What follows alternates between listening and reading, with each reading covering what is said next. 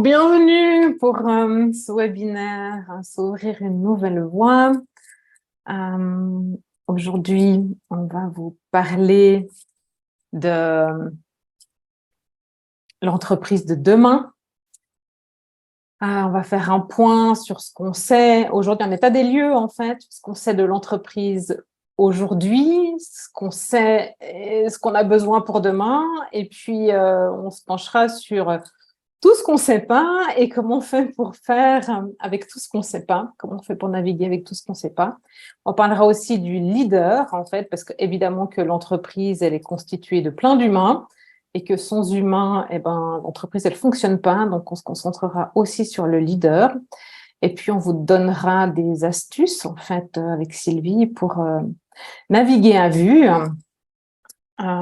Pour savoir comment on fait justement pour naviguer à vue. Sylvie, est-ce que tu veux te présenter? Alors, volontiers, puisque moi, à part Cindy, je ne vous connais pas, mais je suis très heureuse de vous rencontrer. Donc, moi, je m'appelle Sylvie Ray, j'ai 51 ans, et puis je suis chef d'entreprise au départ. J'ai un bureau d'architecte depuis bien longtemps, donc je sais ce que c'est diriger. Enfin, je crois savoir quand même ce que c'est que de diriger une entreprise. Et puis, à côté de cela, j'ai la chance de pouvoir faire mon travail passion, qui est donc accompagnatrice en montagne.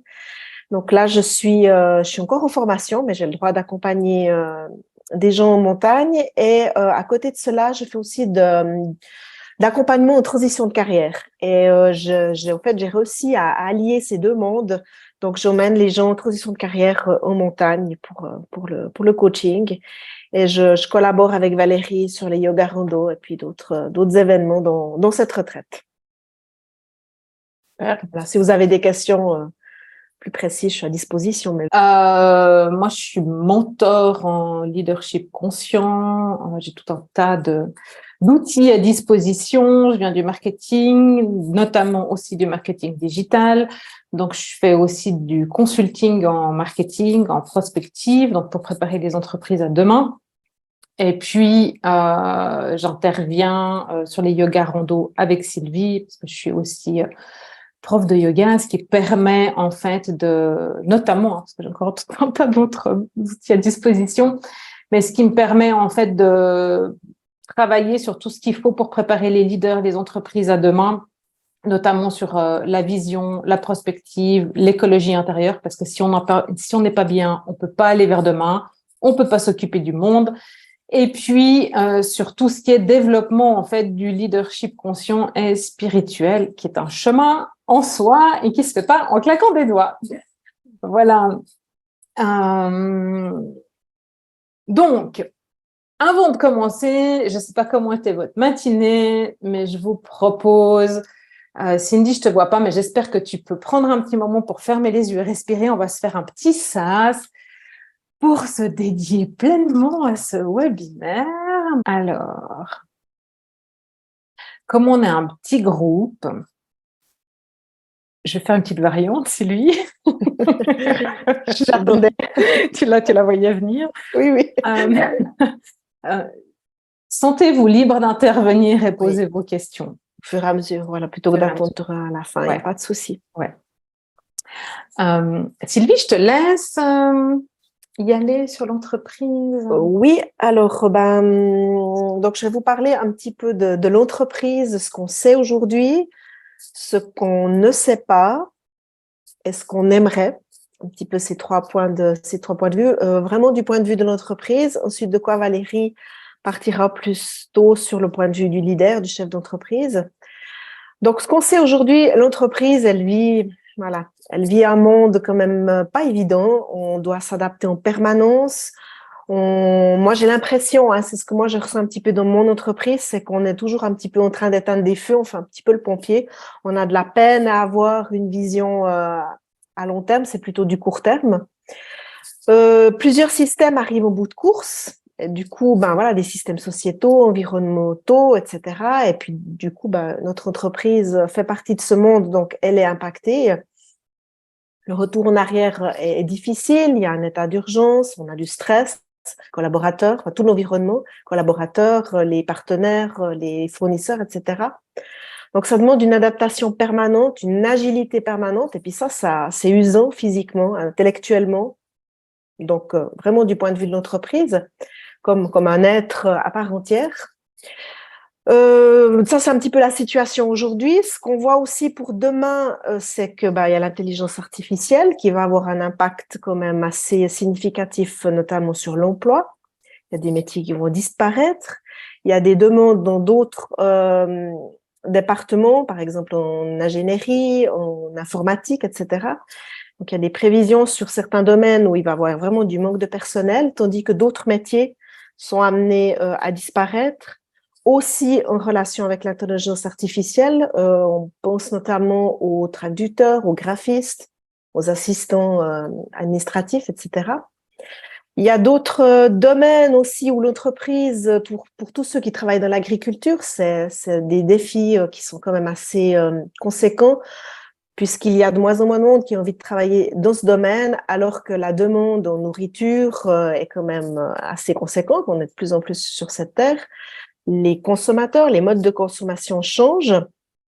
Il y a aussi des défis migratoires auxquels on sera amené. Et puis les exigences que l'entreprise aussi s'est, on va dire, imposées dans le sens, par exemple, je parle des accords de Paris où on vise quand même les moins 2,5% d'émissions de CO2. Donc ça, c'est voilà, des choses aussi qu'on s'est mis comme objectif. Donc voilà, ça c'est un petit peu un état de la situation aujourd'hui et demain. Et puis, il y a tout ce qu'on ne sait pas. C'est jusqu'où, par exemple, l'intelligence artificielle va aller. Ça, voilà, ça peut quand même nous challenger. Les modifications au niveau de, justement, des métiers, ça, j'en ai déjà parlé. L'adoption de nouveaux systèmes de fonctionnement, par exemple l'économie circulaire, quel impact elle aura sur la vie de mon entreprise et aussi au niveau financier pour que nos entreprises puissent continuer à fonctionner de la meilleure façon possible.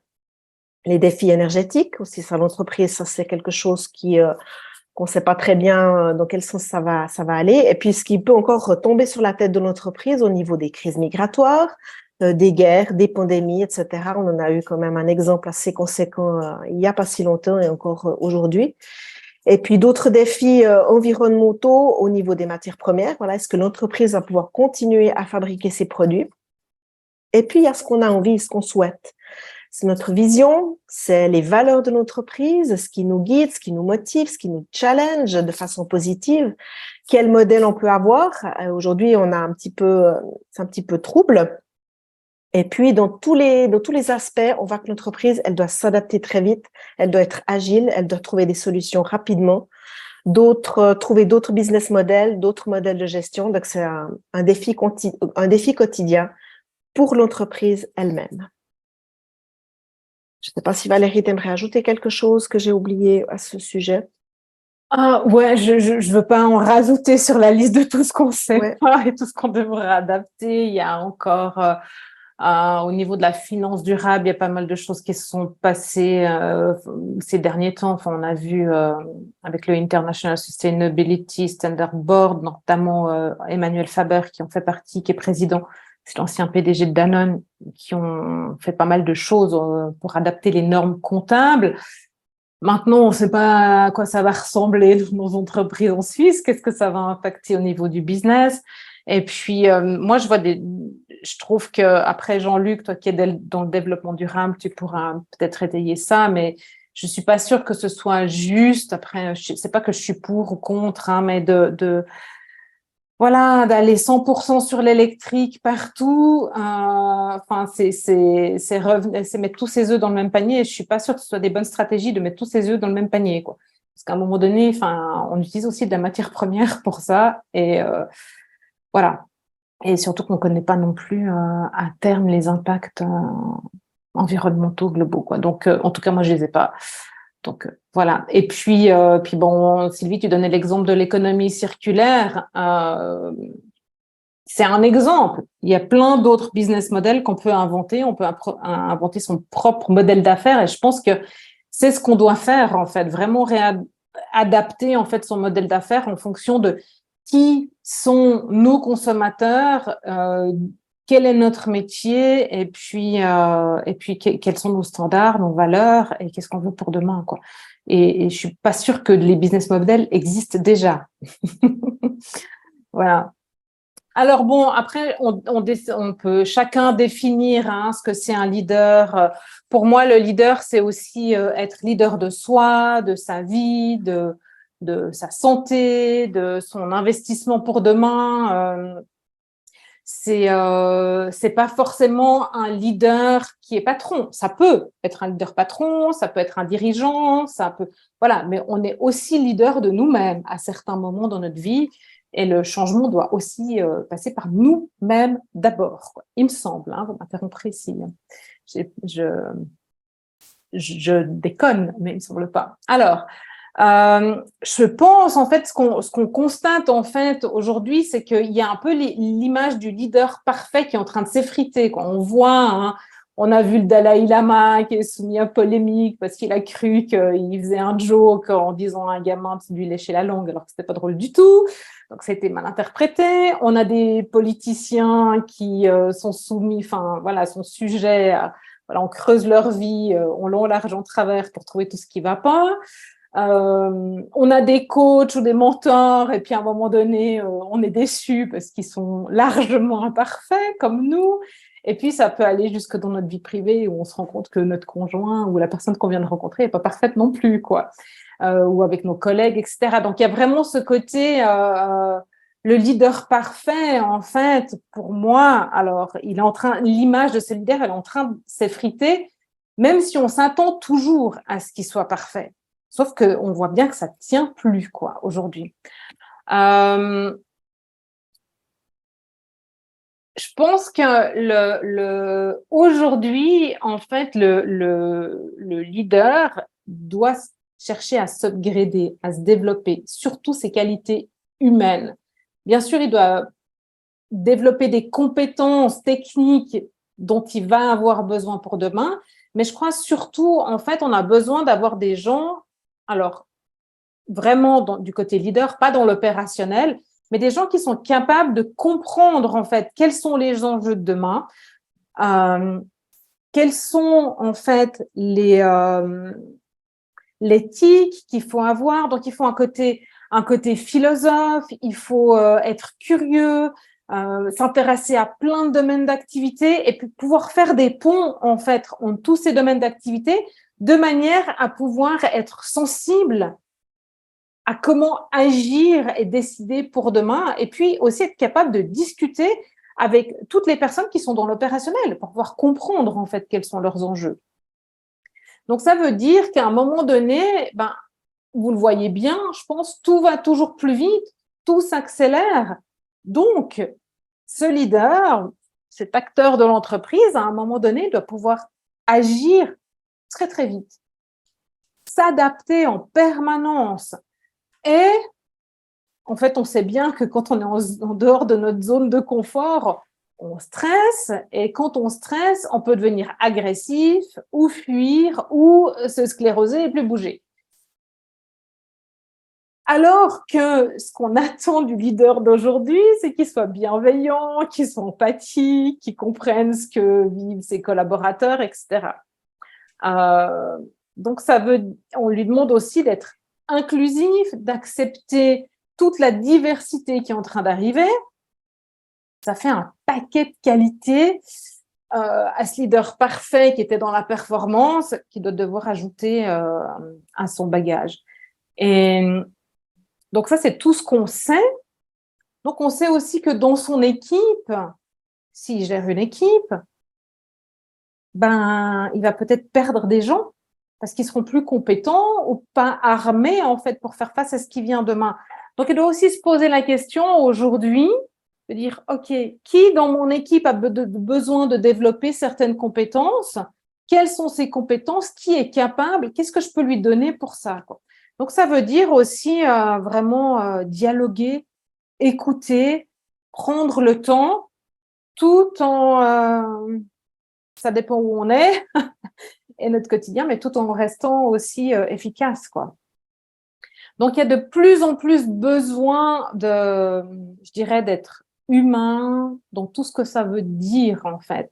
Alors, on a vu l'empathie, certaines qualités du cœur, mais probablement aussi savoir utiliser son intuition, son feeling. Jean-Luc, comme tu disais, en fait, ce qu'il y a au fond de nous, dans nos tripes aussi, sans que ça nous fasse flipper, quoi. Et puis, là, j'ai même pas parlé encore du marché. Donc, Sylvie a dit tout à l'heure que le consommateur a ses besoins qui changent. Donc, ça veut dire aussi que le leader, selon où il est dans l'entreprise, doit comprendre les besoins du marché, être proche du marché. Donc, ça veut dire entendre les personnes qui sont au front, qui sont sur le terrain, leur permettre de remonter l'information et tenir compte de l'information pour s'adapter, pour adapter les stratégies. Ça, c'est pas nouveau. On a déjà vu ça avec le marketing digital, les médias sociaux, ce côté hyper transversal de l'entreprise qu'on a besoin. On en a encore plus besoin aujourd'hui et demain, ça va aller encore plus vite. Donc, il faut vraiment développer ces qualités-là. Après, ce qu'on ignore vraiment, c'est à quoi va ressembler en fait le leadership de demain. Comment est-ce que on va décider? Alors, on parle d'intelligence collective, on parle d'entreprises plutôt plates avec moins de hiérarchie. Je sais pas, un comité de direction demain ou une équipe à l'intérieur d'une entreprise. Est-ce que elle va décider avec un pouvoir distribué comme on a le Conseil fédéral aujourd'hui, qui est probablement le meilleur exemple d'intelligence collective qu'on a? Je sais pas si c'est un bon exemple. Et puis, où on en sera? Tu disais tout à l'heure, je te tutoie, pardon, hein, Nadia. Tu parlais de la santé de tes collaborateurs, qui te préoccupe vraiment. Et je pense que la santé au travail, la santé mentale, on ne sait pas où on va parce que malgré tous les investissements des entreprises, les collaborateurs sont de plus en plus mal. Donc, il y a quand même un problème quoi avec ça. Après, il y a tout ce qui est genre, les différents genres à inclure. Si on veut inclure toute la diversité, ça veut dire que est-ce qu'on se retrouve avec des entreprises qui ont des jours de congé qui ne sont pas forcément les jours catholiques ou protestants, mais qui sont les jours fériés de toutes les ethnies? Est-ce que c'est possible? De toutes les religions? À quoi ça ressemble? Voilà, est-ce qu'on aura des horaires encore plus variés? Donc, il y a beaucoup de choses en fait qu'on ignore, mais si on veut faire les choses bien et juste et équitablement pour inclure tout le monde, à un moment donné, on va travailler sur différents rythmes, différents cycles, quoi. On a même déjà vu je crois que c'est en Espagne, où ils ont accordé 3 jours de congé pour les femmes quand elles ont leurs règles. Donc, est-ce qu'on en arrive à ça? Je ne sais pas si c'est bien, si c'est pas bien, si c'est juste. Je ne sais pas si j'aurais envie de les avoir, mais toujours est-il que ça vient. Donc, comment on organise une entreprise quand c'est comme ça? Donc voilà, ça fait partie en fait de tout ce qu'on ne sait pas en fait sur le leader de demain. Mais du coup, en fait, quand on ne sait pas, quand on n'a pas le plan, sur quoi on s'appuie pour avancer? Parce que là où on va, il n'y a aucune carte, il y a très très peu de gens qui ont marché avant nous. Ok Cindy, à bientôt. Prends soin de toi. Il y a peu de gens qui ont marché là avant nous. Il y a pas de... C'est pour ça qu'en fait notre webinaire il s'appelle s'ouvrir une nouvelle voie. Ça veut dire savoir créer cette nouvelle voie, même quand on est dans des impasses, c'est-à-dire se donner le temps pour réfléchir, pour inspirer, pour trouver des solutions. Et ça veut dire aussi polyvalence, transversalité, capacité d'anticiper, mais pas d'anticiper à partir du mental, parce que tout ce qu'on a créé jusqu'à aujourd'hui, on l'a fait à partir du mental, mais on ne sait pas ce que sera demain. Donc le mental, ça ne suffit pas. Ça va que nous faire tourner en rond. On doit pouvoir inventer à partir d'un autre point de vue et trouver cet autre point de vue, cet autre angle. Je pense qu'on doit aussi, et puis ça, je vais peut-être enfoncer une porte ouverte, mais réengager nos collaborateurs, les réimpliquer, les remotiver, et ça va passer aussi par leur écologie personnelle pour justement supprimer ces facteurs de stress et tout ça, pour qu'ils reviennent en fait en forme, parce que s'ils n'ont pas d'énergie, comment ils peuvent être motivés? Et puis, la résilience, je pense que Sylvie après nous donnera un exemple en fait de gestion d'incertitude, de résilience, c'est comment on va chercher au fond de soi cette ressource-là. Et pour ça, la montagne et l'extérieur, c'est juste tellement riche, quoi. Et puis, je crois c'est vraiment très, très important de développer en nous ce qui nous permet de créer des relations authentiques. Alors, l'authenticité, c'est pas un concept marketing, quoi. C'est peler notre oignon pour être nous-mêmes et pour pouvoir être nous-mêmes avec l'autre et puis aller le chercher pour que lui puisse être lui-même aussi. Donc, créer cet espace safe dans lequel il se sentira bien.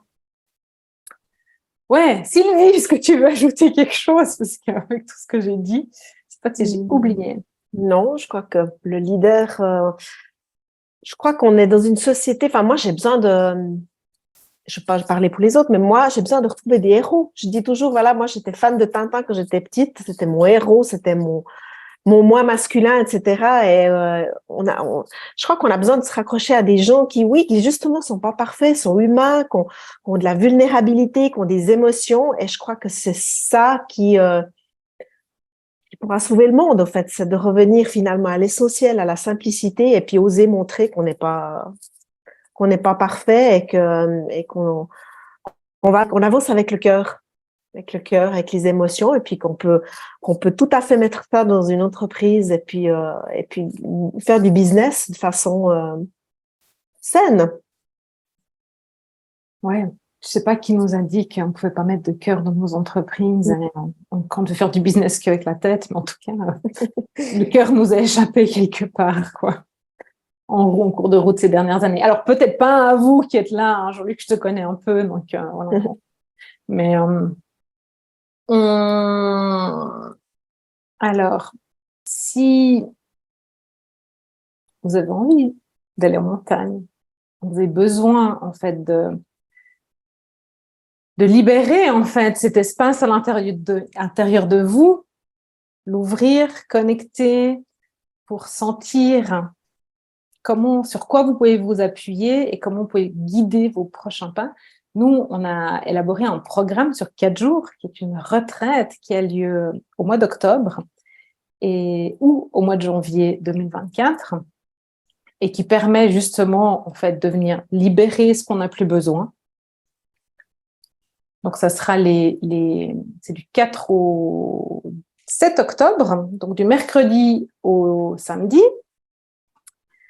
Le premier jour, bien sûr, on va accueillir des participants, évidemment, mais ce sera vraiment un jour qui est dédié à libérer, se décharger, en fait, de tout ce qu'on n'a plus besoin et tout ce qu'on veut plus, tout ce qui nous est plus utile pour demain. Donc, ça veut dire aussi nos anciens modes de fonctionnement. Après, on a tous d'autres choses dont on veut se débarrasser. Donc, le premier jour, on va se faire ça, puis après, on va se concentrer sur les intentions.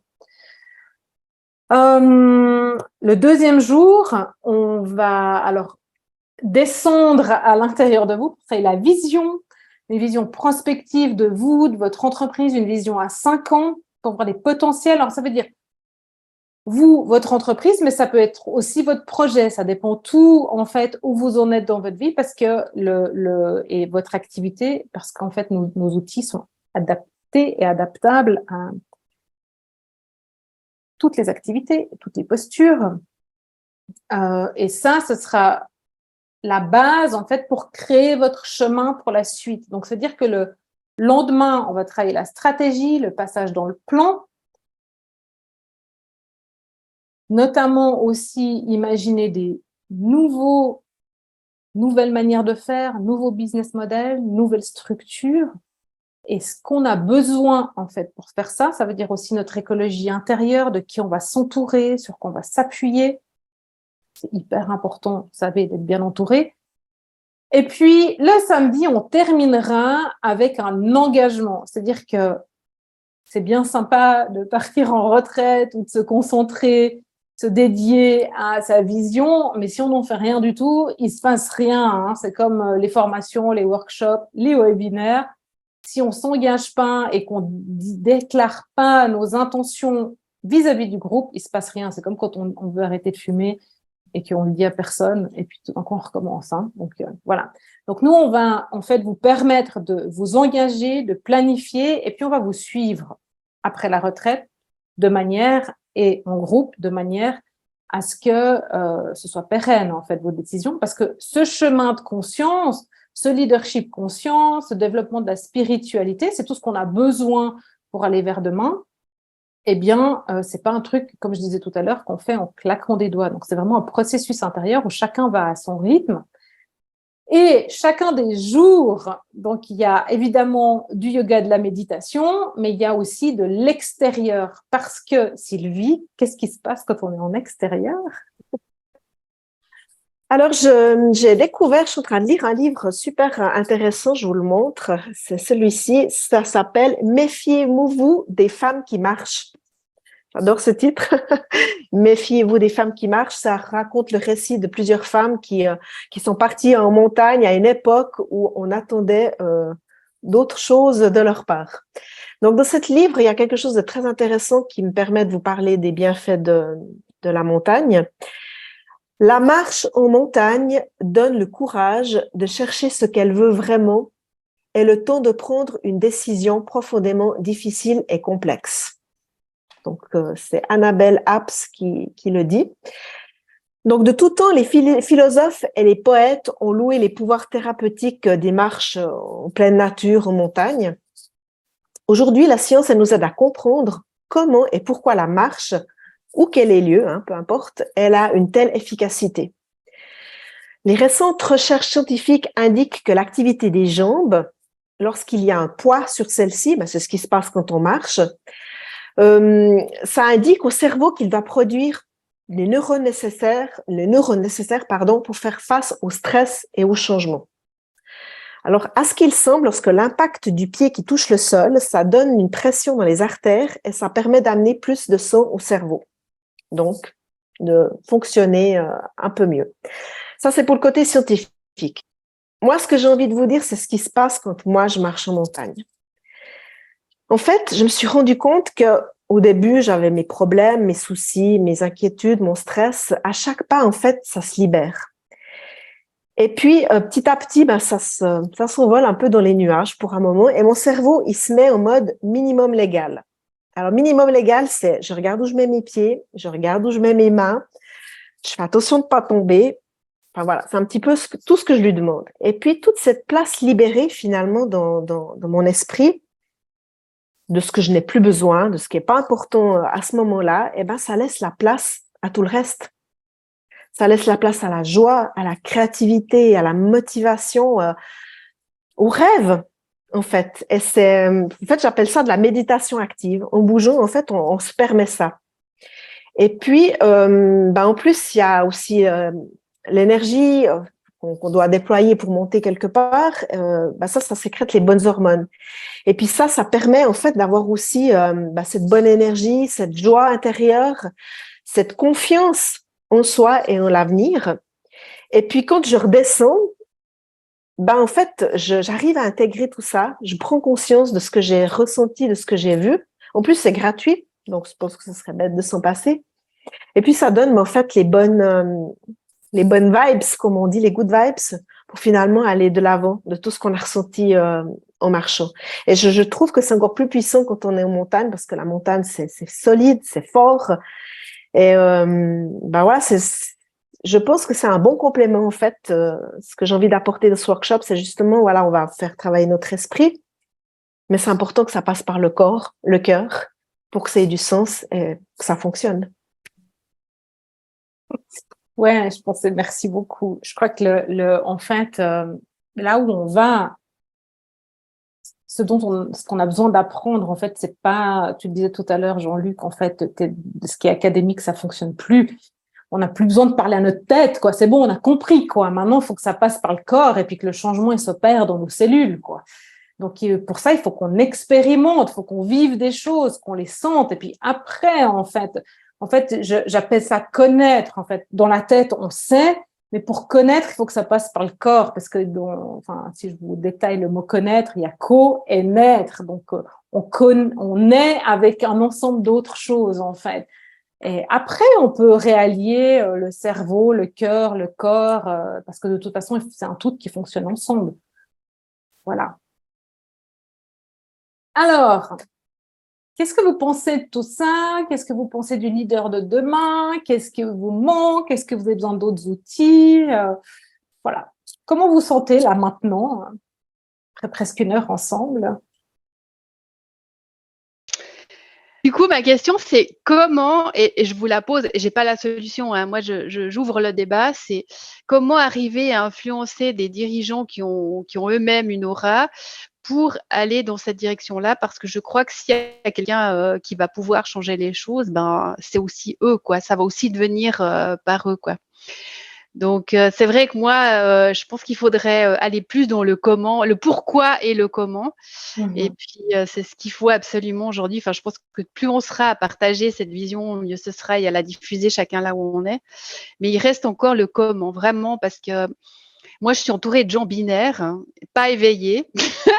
Je m'excuse, mais c'est vraiment ça. Et des petits chefs, il y en a tout plein, donc à la Souva comme ailleurs, hein. Je veux dire, il n'y a pas que la Oui, Souva oui. où il y a des petits chefs. Et tant que ces gens-là ne prennent pas conscience de l'impact qu'ils ont sur leurs collaborateurs, sur tout ce qui nous entoure, bah, c'est difficile, quoi. Donc, c'est ça Ouais. que… Et puis même, tu vois, enfin, là, dans l'entreprise dans laquelle je vais en ce moment, même que la manager, qui a quand même un poste bien élevé dans la hiérarchie, elle est vachement dans le cœur.